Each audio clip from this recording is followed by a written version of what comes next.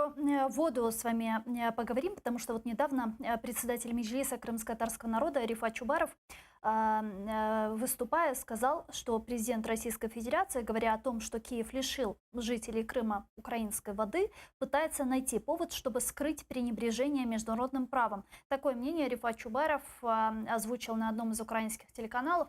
Предлагаю послушать его прямой речь. Різкого падіння цін на нафту і деякі збільшення останніми тижнями воно не принесло якесь полегшення для російської економіки. Різке падіння взагалі економічних процесів внаслідок і коронавірусу, і санкцій. Тут вони відіграють свою помітну роль.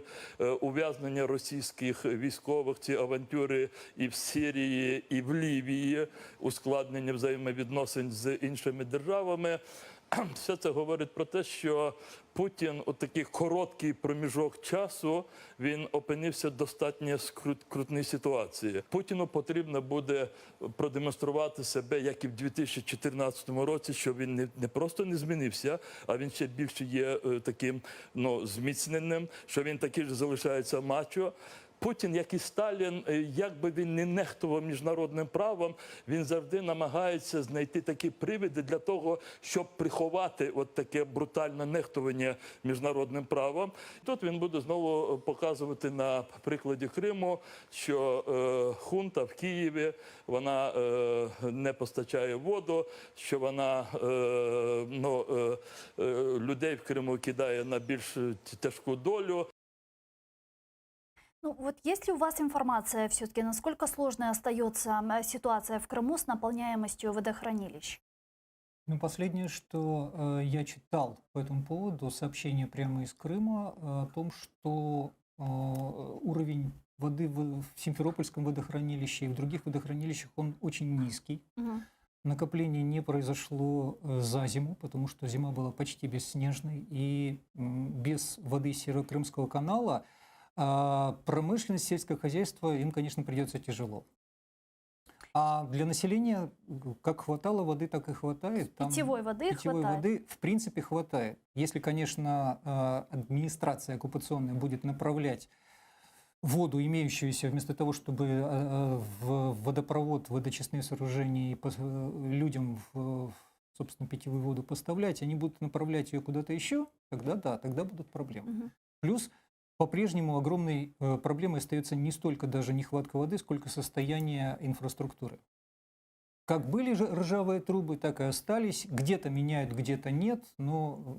Ну и плюс там наличие военных баз российских тоже усугубляет военные базы. ситуацию. Я как раз об этом, о том, что если не давать воду в города, а давать воду только на военные базы, то, конечно, люди останутся без воды. Но это ответственность как раз оккупационной администрации. Это нисколько не ответственность Украины. Вот. Ответственность Украины можно... Ну и согласно международному праву. Да. Оккупационная администрация несет всю ответственность за население, за благополучие и за соблюдение прав населения. Посмотрим, как это будет. Но сейчас ситуация обостряется, и именно поэтому Кремль, он начинает какие-то активные движения в этом направлении. Не думаю, что они к чему-то приведут. Не думаю. Это скорее вот демонстрация, очередная демонстрация того, что попытка показать, что Кремль белый и пушистый, а в Киеве засели палачи, которые вот хотят крымский народ уничтожить. Но они же, видите, они говорят, гуманитарная катастрофа на территории временно оккупированного Одновременно Крыма. они говорят, что Крым не нуждается ни в какой воде Северокрымского канала. Вот у них как-то уживаются вот эти два тренда. Значит, говорить о том, что без воды никуды, а с другой стороны говорить, что вода не нужна. Люди верят и тому, и другому. А на что может пойти Российская Федерация, чтобы открыть путь к Днепру и получить через Северокрымский канал воду? Если говорить о реалистических сценариях, я не ожидаю никаких серьезных действий в этом направлении. Но мы говорим об игроке, который не считает себя связанным никакими правилами и, в общем, по большому счету, долбанутый.